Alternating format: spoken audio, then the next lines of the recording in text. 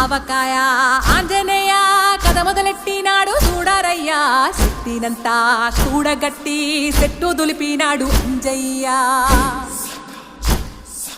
ఎర్ర ఛాయ కోతి అవతార వెంటమాయ కత్తి సేత